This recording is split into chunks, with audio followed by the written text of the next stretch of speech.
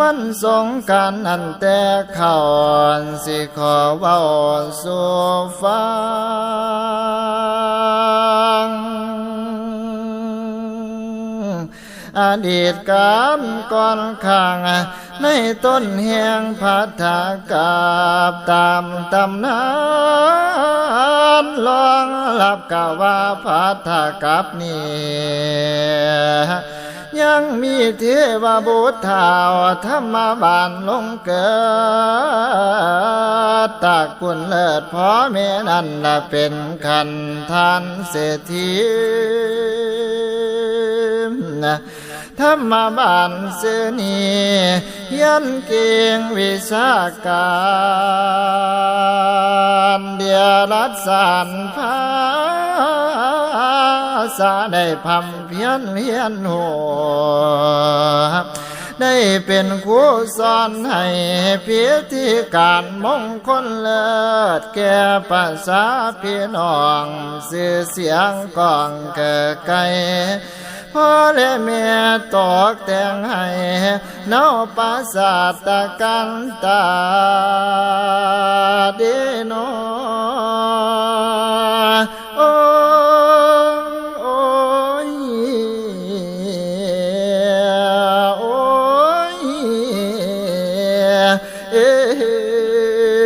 ยแคมคงคานาที่หลวงกวางวิมานเจ็ดสานอาศจรรย์นอเท้า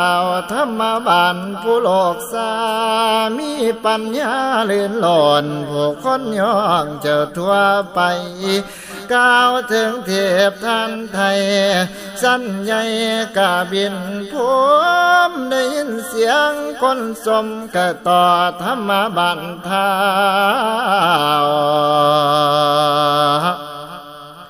เพื่อนจึงว่าไว้เปล่ามาลองถามเจ้าทำไทยเรื่องสิริเพิ่นกล่าวไว้สามข้อนั้นแม่นยังหนึ่งย้ำเศร้าสิริต่างสถิตอยู่บ่อนใดย้ำกลางเวียนสิริไปกันอยู่เนาที่ได้แท้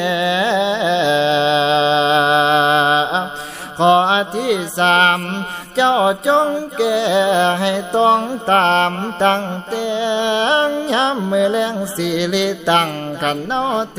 วที่ใด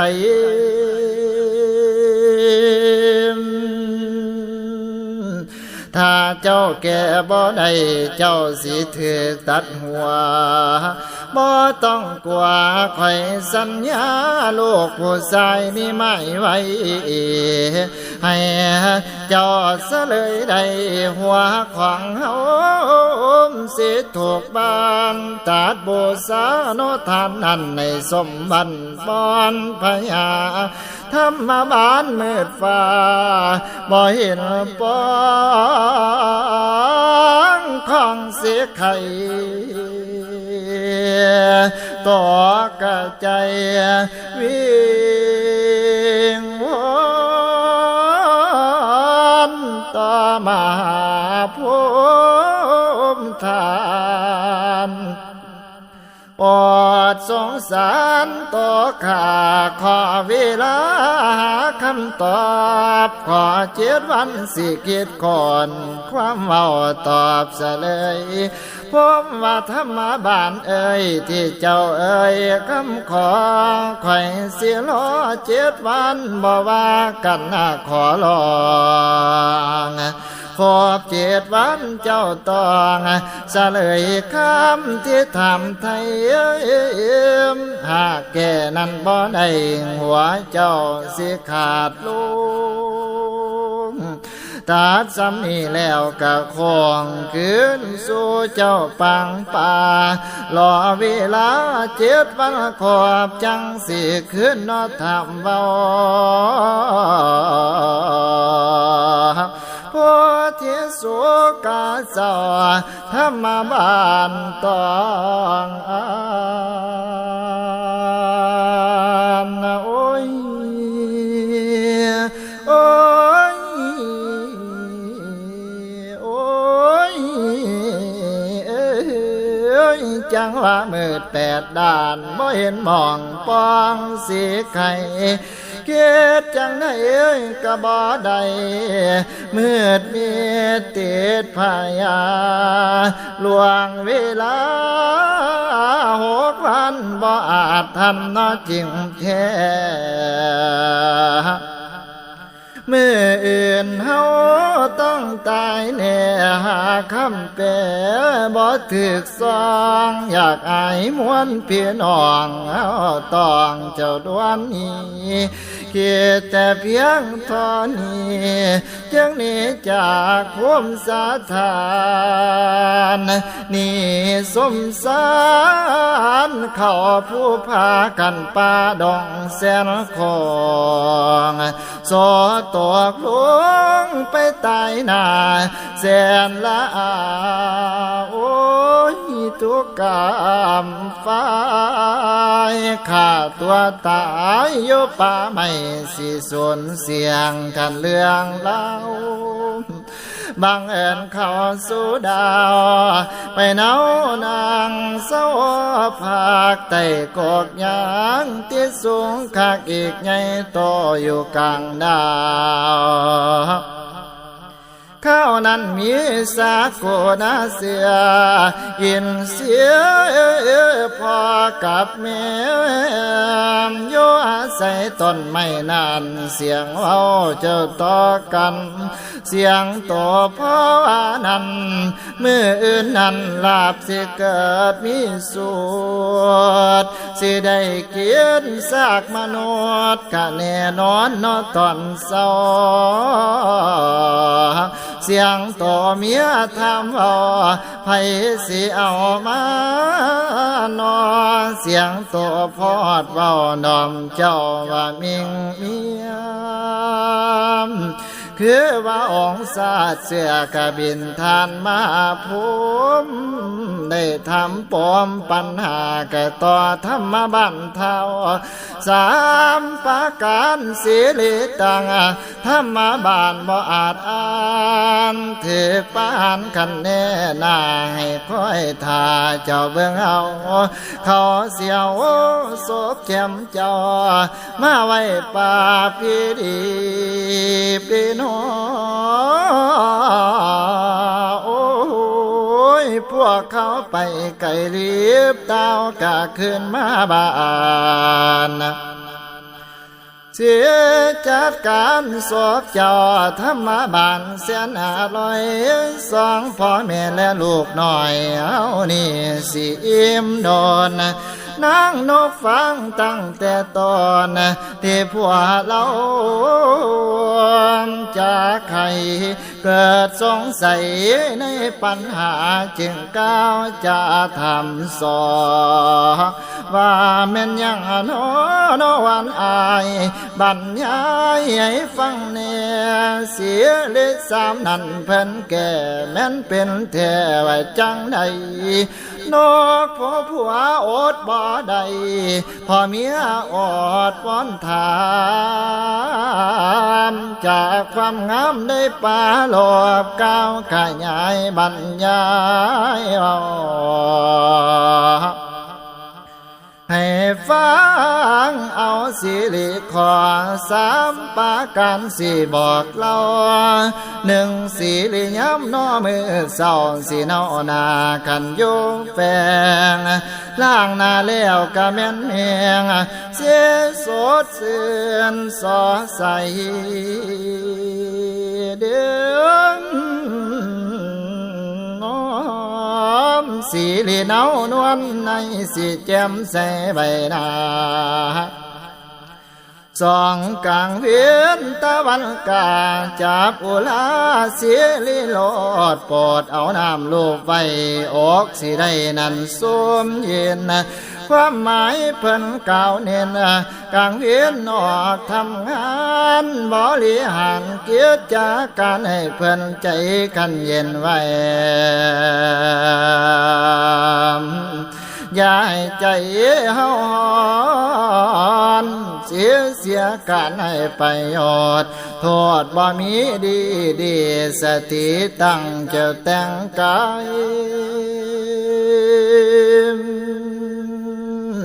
ข้อที่สาม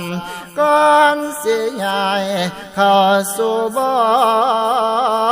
นนอนหลับสิริห้องสิลองหลับสิล่างตีนอย่าทำเปื่อนเข้าในเหือนในห้องส่องบาทาลังสาธุลีปาสะจากแล้วสิริเข้ากันอยู่เนาสรุปว่ายามมือเศร้าล้างหน้าสวยให้ดูดีตัวสีลิสีมาเนาอยู่ในขันไม่นาถ้าหากดวงตะวันกาใสมายามเที่ยงทำให้ใจสะอาดเกี่ยงสีลิตั้งอยู่อุลามต่อกลางคืนนั้นนาสิริอยู่บนเตียนยามสิเพียนกายกะโซเตียงให้ตีนเกียงได้ยินเสียงเห็นสีตานธรรมบานกะใจลงโอ้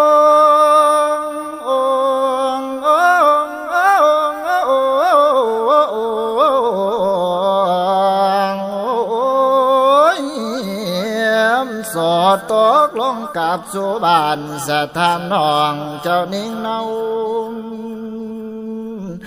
พอแต่เตือนมือสอองทานมาหาผ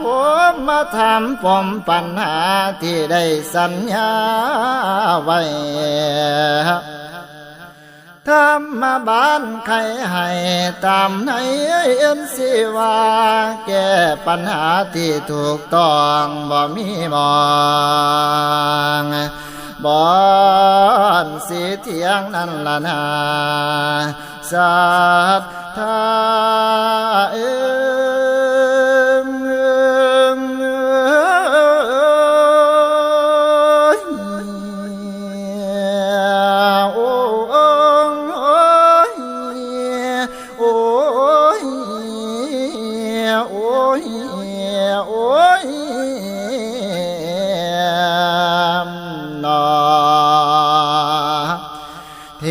ทั้งหลายตลอดเกียงผู้คอยเงียงถ้ารอฟังส่งเสียงดังสาธุตลอดแนวแถวนานอาจารย์ดอมเท้าโมทนาเจ้าฝ่าหัวส่วนกันป่วยดอกไม้มาลาไทยเจ้าเทียบหอมเทียบผู้มานางหลอมได้พร้อมพามคำสมส่วนกระบินมาพมบาดคืนคำใดจำต้องตัดไว้ธรรมบาลผู้ยิ่งใหญ่ตามสัญญาที่ว่าไว้บ่มีเรื่องเจ้าเกียงอ่อนญาติมนุษย์เดือดร้อนจึงฮ้อนน้ำได้ต้องกีดหัวของเฮานี่มีฤทธิ์หากเลือดน้องลงพื้นเพื่อนแผ่นดินจะต้องใหม่ไฟปะไหลสีลำโลกขันแม่นตกสุน้ำสมุทรกว้างสีขาดขึ้นขันแม่นเหินขึ้นฟ้าอากาศปวนแปรปวนส่วนสิเจอภัยทุกสิหวันหุนเพราะฝนแรงเฮาต้องจัดแจงให้เกียรติดามาจัดแจงลูกสาวเฮาต้องหูแจงสิทำแท้ว่าจังใดเดี๋ยวนี้เกียรติกันไทยไปเป็นบาทจาริกาของอินทาบนสวรรค์นั้นสันดาวดึงพร ผู้มีบุญทั้งเจ็ดนั่นคือทุ่งสาเทวีโคลาคาเทวีลากาสาเทวีมนทาเทวีกิรินาเทวีเกมินาเทวีมาโอลาเทวีงานนี้สำคัญยิ่งเจ็ดโลกยิ่งเสียสวยแก่การให้ได้ปลอดภัยพระองค์คิดนั่นใครแล้วตัดเลียกเจ็ดทินดาพากันมาจนขอบกาบพรมพนมนอนอาวาจอมพระพรมทานปีตุหลวงพวงพ่อเอิญพวกโลกมาพบพร้อมประสงค์แท้เจ้าสิ่งใดมาหาผมก็จังใดตัดบอกความประสงค์เรื่องพระองค์สิตัดเสียนมอบบุษาพญาลามธรรมบาลผู้บนกาแก้ปัญหาโอ้ยลำคาตามสัญญาพอต้องได้ตัดเสียนให้นั่นแก้บาอ่านว่าน้อยนาดลาลูกสาวทานทั้งจิตสามถึกเดียดหัวใจเมื่อได้ฟังบิดาตานแสนสงสารเดียนในลางตั้งเจตนางในให้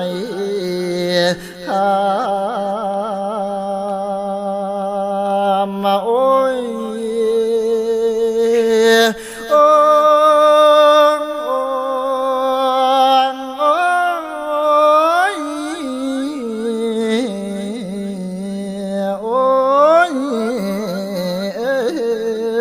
มาพรมในเก้ายำเจ็ดลายาคันอันความจริงรักษาไว้โบสาแม่นตุนเถิดแสนประเสริฐยิ่งล้นกุศลในเจ้ามังมูลลูกทั้งหลายอย่าได้วนสิมองคุณในจิตพอเสียปวงนอชีวิตกะทูดเทินพระธรรมไว้จบคำไข่แถลงขอยังตัดข้อกระเด็นขาดอนงนาดผู้เอื่อยเอาพันไว้ในลาพองทั้งเจ็ดสี่พี่น้องน้อมนอบได้วันทำโอ้ยโอ้ยโอ้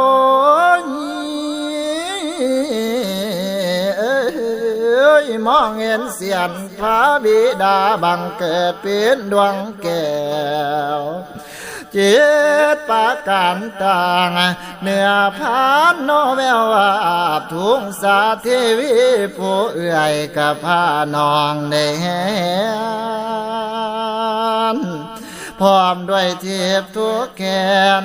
ได้เหลอบเข้าสู่เมียนเป็นเวลา1 ชั่วโมงที่ไก่ยาวยานเชิญประเดี๋ยวในธรรมขันธุรีเขาไก่ลาดโมสาเกียงนอทิพแล้วก็เลยเกินโสสวรรค์นั่นละนาสัตตา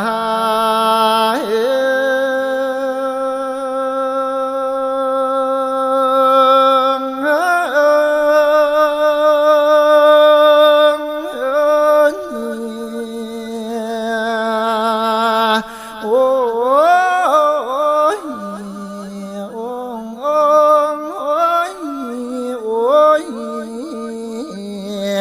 โอ้ยนอนับตั้งแต่ข้างนานขันปีไม่ได้มาเถืองคือแถลงศอกเนาหรือว่าสองกันนั้นเทพธิดาเจ็ดลาผาดกันมาโนตามเหตุน้ำเมาเสียนของเท้ามาผมเฮียเขาหลอบเขาไกลลาดแล้วบูชาไว้ขัวสุปีเป็นเวลาหนึ่งชั่วโมงแล้วเส้นไปเขาไกลลาดปาดิษฐานไว้ดังเขาแต่ปางนั้นในต่อมาวันสงกรานต์นี่นาจึงได้อย่างนางทั้งเจ็ดพวกนางพานกกันเหตุต่อมาพร้อมทานทำมานั้นจนเป็นอย่างประเพณีอันดีเด่นหอดสงกรานต์เฮาบ่เวียนบูชาไว้พ่อแม่ตน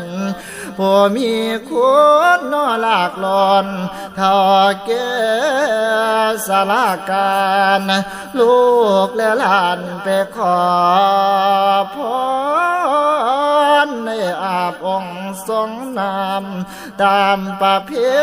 ณีต่างประเดมนานันละทานวันสงกรานต์น้อสำเนียมสิลงไว้